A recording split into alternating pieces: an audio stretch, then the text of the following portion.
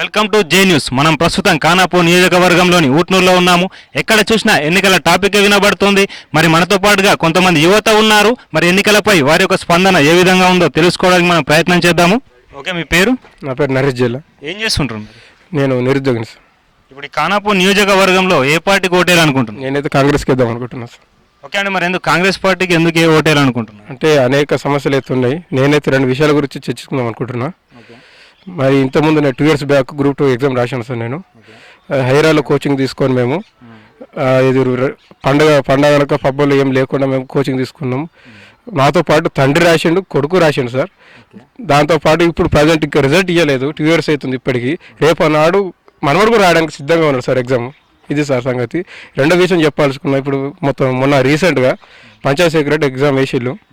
అది 9 daysలో వేసిళ్ళు. ఇంత షార్ట్ టైంలో 9 రోజులలో ఎగ్జామ్ వేసిల్లంటే పర్లేదు. దాంతోపాటు ఇంకో 15 daysలో టైం పెట్టుకొని ఎగ్జామ్ కంప్లీట్ ప్రిపేర్ అయినాం. 15 daysలో 20 daysలో ఎగ్జామ్ పెట్టేసి రాసినాం సార్.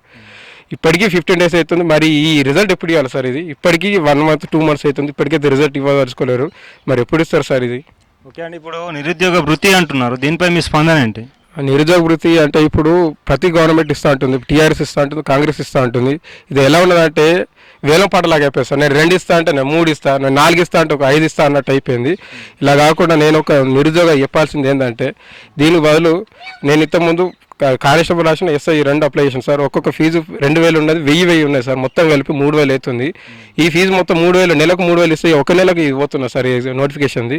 దీని బదులు నేను కోరుకున్నది ఏంటంటే, నిరుద్యోగ తరపున నేను కోరుకునేది, ఏ గవర్నమెంట్ ఫ్రీ నోటిఫికేషన్ ఫ్రీగా అప్లై చేయడానికి ఇస్తుందో దానికి నేను మద్దతు తెలపాలనుకుంటున్నాను నేను. ఓకే అండి, మరి ఇప్పుడు యువత కొంతమంది ఓటు హక్కుని వినియోగించుకోవట్లేదు అంటున్నారు. మరి మీరు యువతకి ఏమైనా సందేశం ఇస్తారా? నేనైతే సందేశం, మీరు మంచి క్వశ్చన్ వేసారు సార్ మీరు. నేనైతే యువత తరపున నేను కోరుకున్న ఒకటే, ఓటుకు నోటు అంటున్నారు సార్. ఇదైతే చాలా వ్యతిరేకిస్తున్నాను. నేనైతే ప్రతి ఒక్క మనిషి 18 years దాటిన ప్రతి ఒక్కళ్ళు ఓటు హక్కు వినియోగించుకోవాలి. ప్రతి నాయకుని ఎన్నుకునే హక్కు మనకున్నది. ప్రతి ఓటు వేయనాడు గాడిద సార్ నా దృష్టిలో. ఓకే అండి, ఇక్కడ మరో అభ్యర్థి ఉన్నారు, వారి మాటలు కూడా తెలుసుకుని ప్రయత్నం చేద్దాం. నమస్తే. నమస్తే సార్. మీ పేరు? నా పేరు కే ప్రీతం సింగ్. ఏం చేస్తుంటాను? నేను కూడా నిరుద్యోగిని ఒకటి. నేను 1 year క్రితం టీఆర్టీ ఎగ్జామ్ రాశాను. ఇప్పుడు దాకా దాని ఊసు లేదు, ఏం లేదు. మేము టీఎస్పీఎస్సీ ఆఫీస్కి ఫోన్ చేసి చెప్తే, బాబు ఇంకో 2 days, ఇంకో 1 month అట్లా అని చెప్పుకుంటా పోయి ఇంకో 1 year దాకా అయింది. ఇప్పుడు దాకా మాకంటే ఎటువంటిది ఇది లేదు.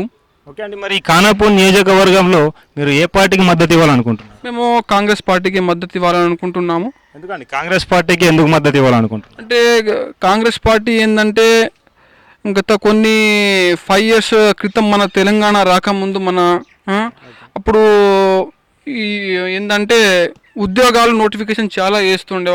ఇక సపోజ్ టీఆర్టీ అనుకుందాము, 20,000, 30,000, 40,000 అటు ప్రతి ఏ నోటిఫికేషన్ ఉన్నా బాగానే ఉంటుండే. కానీ ఈ టీఆర్ఎస్ గవర్నమెంట్ వచ్చిన తర్వాతనే మనకు కొన్ని కోతల వల్ల 4,000, 5,000 అవి రాసినాక మాకు ఇప్పుడు దాకా అంటే ఎటువంటి ఇది లేవు. కాబట్టి మేము కాంగ్రెస్కే ఓటేస్తాం. ఓకే అండి, మీరు టీఆర్టీ అభ్యర్థి అంటున్నారు, మరి నోటిఫికేషన్ వచ్చి ఎన్ని రోజులు అవుతుందండి? TRT notification 1.5 year. మేము ఎగ్జామ్ రాసి 1 year అవుతుంది. రిజల్ట్ వచ్చిందండి? అది రిజల్ట్ వచ్చింది కానీ పోస్టింగ్ మాకు ఇంక ఇవ్వలేదు. ఈ రోజు 1 month 2 months అని ఇప్పుడు దాకా ఇది చేస్తాను. మాకు ఇప్పుడు దాకా నోటిఫికేషన్ లేదు. ఓకే అండి, మరి కాంగ్రెస్ ప్రభుత్వం వస్తే మీరు అనుకునే నెరవేరుతాయని అనుకుంటున్నారు? కాంగ్రెస్ ప్రభుత్వం వస్తే మేము మా కళలన్నీ అనుకుంటున్నాము.